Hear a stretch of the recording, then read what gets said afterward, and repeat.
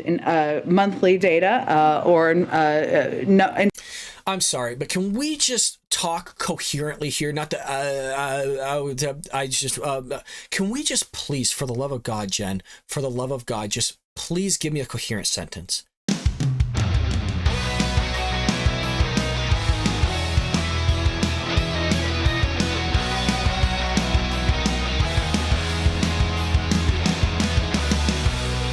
Welcome to the Bald Brad Show. Our story here is dealing with the inflation crisis that has been taking place ever since Joe Biden's been in office. And we have Jen Psaki in the White House coming out on tape here saying, folks, March numbers are only going to get worse. Oh, and by the way, we're not going to blame ourselves, but we're going to blame a guy that's all the way across the world named Vladimir Putin for all our problems. With that being said, let's go ahead and roll the tape. Because of the actions we've taken to address the Putin price hike, we are in a better place than we were last month. But we expect March CPI headline inflation to be extraordinarily elevated due to Putin's price hike. You notice she keeps saying Putin's price hike instead of Biden's price hike, and how they're going to continue to blame it on a war that's taking place across the world, even though inflation numbers have been increasing ever since the guy's been in office. But again, it's always easier for these progressives, for these leftists, for these Democrats to always blame somebody else out there in the ether than it is to blame themselves for the problems that they created. And we expect a large difference between core and headline inflation, reflecting the global disruptions in energy and food markets. So core inflation doesn't include energy and food prices. Headline inflation does. And of course, we know that core inflation, energy, the impact of energy, of course, on oil prices, gas prices, we expect that to continue to reflect what we've seen the increases be over the course of this invasion. And just as an example, since President Putin's military buildup accelerated in January, average gas prices are up more than 80 cents. Most of the increase occurred in the month of March, and at times gas prices were more than $1 above pre-invasion level. So that's pretty remarkable that he's creating a cause and effect claim with suggesting that when Vladimir Putin built up his military on Ukraine or at the border of Ukraine, that's when we saw gas prices increase.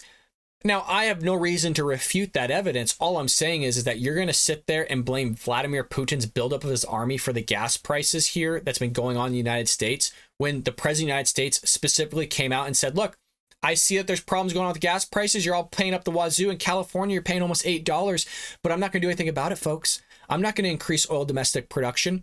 I'm not going to sit there and increase shelling and fracking. I'm not going to do anything of the sort. I'm going to sit back and let you folks deal with it out of your own pocketbooks while I sit here in the luxury of the White House and have a little nap time and sip on my little sippy cup with milk while everybody else is dealing with problems. And at the same time, I'm going to fumble through my words and I'm going to blame it on Vladimir Putin for everything.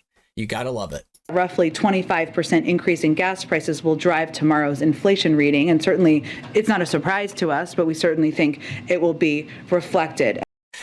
It's not a surprise to us, and we're not going to do shit about it, folks. So, yeah, you're screwed. You're screwed is basically what I'm saying. You just got to love we knew it's coming. We know these prices are going to be bad that you're dealing with at the grocery store and the gas pump. But again, not our fault. Not our fault at all. This is going on with Vladimir Putin's war. And we have no basis of creating this problem here at home ourselves by releasing stimulus checks to all of you in the economy and driving up inflation rates ourselves. We're not going to talk about that here because it makes us look bad. You got to love it. You got to love how she sits there and lies consistently day in and day out. And you can't blame her for leaving her job, folks, to go to MSNBC.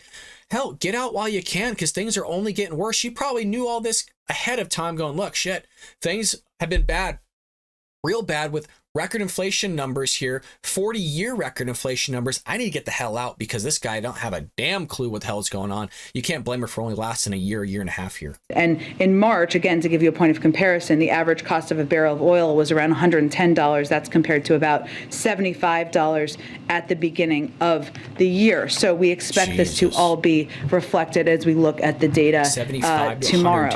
I will say that anytime there is heightened monthly data, I'm sorry, but can we just talk coherently here? Not to, can we just please, for the love of God, Jen, for the love of God, just please give me a coherent sentence. Talk like I am right here. Okay, not well, like you're bullshitting me the entire time. Just come out and say what you need to say, lady. You have it pre-scripted. You have it there. You have your team around you that's built around making sure you speak coherently to the American people. But for some ungodly reason, you and Joe Biden just can't get your shit together and just give us the thoughts.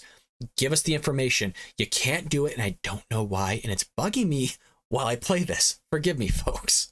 Inflation reporting or numbers, it is a reminder to us, to our allies on the Hill, and hopefully to many of the American people that we need to do more to reduce costs for the American people. We have, of course, legislation that could do exactly that, cut the cost of child care, of health care, of elder care. These all have enormous impacts on people's budgets, on when they're doing those calculations at their kitchen table, and certainly this data will be a reminder of the need to do something and take additional. All right, that's pretty much it for her talking, and thank the Lord she's done, because I can't deal with the rambling and babbling. It's almost worse than Joe Biden. But look, folks, they're talking about this legislation stuff as if they're going to do anything. This has been going on for 4 months now. They're not going to do anything. And if they are, they've been talking about giving more stimulus checks. They've been talking about giving out gas cards to people. They're talking about giving debit cards.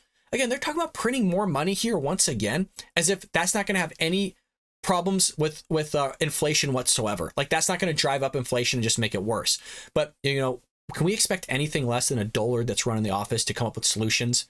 Again, you have U.S., Ukraine, Russia debacle going on. You have the United States, Mexico immigration crisis going on. You have the supply chain with Pete Buttigieg running the show, I believe, on that can't grasp that concept. Hell, he's been on vacation doing other things and solving that issue. So we still have that going on. I mean, the amount of things that are going on that can be labeled as a crisis is unbelievable. When we had 4 years of Trump in office, we had none of this. We had good times, but the leftists couldn't take any mean tweets. The leftists couldn't take a guy coming out and telling you like it is, whereas they're all for a lady coming out. They're all for a president of the United States and VP coming out and lying straight to our damn faces every single day. And they're lying too, because fumbling left and right. I mean, shit, lady, can you not talk? You get paid millions of dollars. Well, not millions of dollars doing this job now, but she's probably gonna get paid millions of dollars on MSNBC to come out and talk coherently. Can we not just do it for one day, please? God. It says here by the Daily Wire, there's now the second month in a row that the White House has blamed Putin's price hike for inflation numbers. In March, former President Barack Obama's car czar, Stephen Ratner, blamed President Joe Biden in a tweet for blaming February's inflation numbers on Putin. Well, no, these are February's numbers, and only includes small Russia effect. This is Biden's inflation. He needs to own it. Well, it's not just him. We also had a Harvard professor and former economic advisor, Lawrence Summers, coming out and saying, we have a serious inflation problem. Whatever the precise CPI reading, inflation is running well ahead of anything seen during the Guns and Butter Vietnam episode, and 50% above what it was when President Nixon imposed wage price controls. In March, we have Eric here also ponder the fact, questioning an article for Reason, how the White House can blame Putin for the nation's economic woes. He says here, but if that's all Putin's fault, how do we explain the fact that energy prices and gasoline prices specifically have been rising faster than just about anything else for much of the past year? In November, the Labor Department reported that energy prices were up 33% and gasoline prices were up 58% over the previous year. In August, those numbers were 25% and 42% respectively.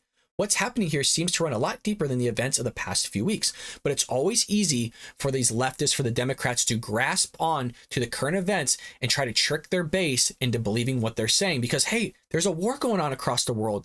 Russia's invading Ukraine. Don't you see they're taking up all the gas? We're limiting the amount of influx of gas that we're taking. We're not taking in as much when Europe's the ones being screwed. And that's partially true. And what's being said is that there is an effect on gasoline prices and oil with what's going on in Russia. Nobody discredits that. But to blame it solely on him is a bunch of BS. Like the Harvard Institute blames government spending during 2020 and 2021 for inflation. He also noted that Summers, as well as Siegel of Wharton School of Business, predicted high inflation well before Putin's military aggression ramped up. And I would like to point out almost every conservative was talking about high inflation. When you're pumping out trillions of dollars into the economy, you're just printing, taking out more and more debt. Who would have thought that there wouldn't be high inflation? I know I was talking about it. Ben Shapiro was talking about it. Steven Crowder was talking about it. The Hodge twins were talking about it. You had Slightly Offensive talking about it. You had the PragerU talking about it. You had Charlie Kirk talking about it, Candace Owens, Michael Knowles. I mean, everybody was talking about there'd be inflation before the Russia-Ukraine thing ever even happened. But again, when you got idiots in the office, they're going to blame, again, everybody else but themselves. It's astonishing how Biden creates at least half the problems here, more than half to be realistic, almost every single one of them.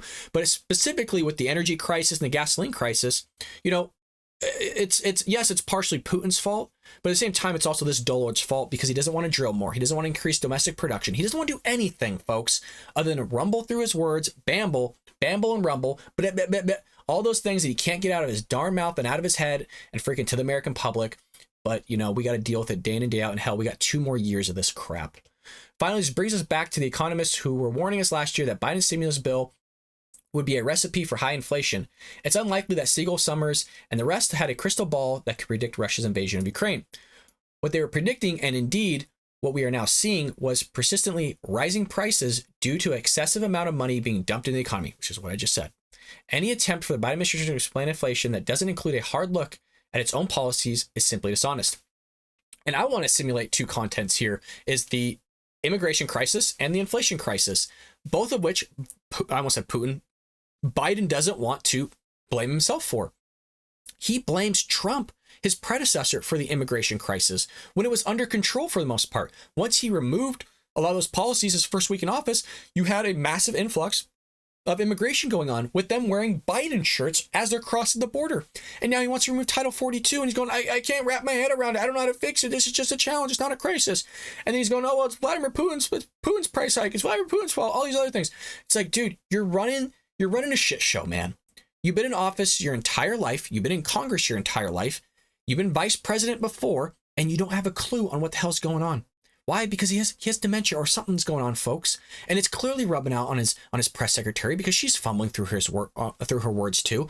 And it's just unbelievable that she's going to sit there and BS all to our faces about this in and day out. The U.S. immigration crisis is somebody else's fault. The inflation is somebody else's fault. The war is somebody else's fault. It had nothing to do with you pulling out of Afghanistan. It had you nothing fumbling through your words as president. It had you nothing looking weaker than ever than any other president in prior history. You know, we've had presidents in wheelchairs that looked more freaking strong than Joe Biden has.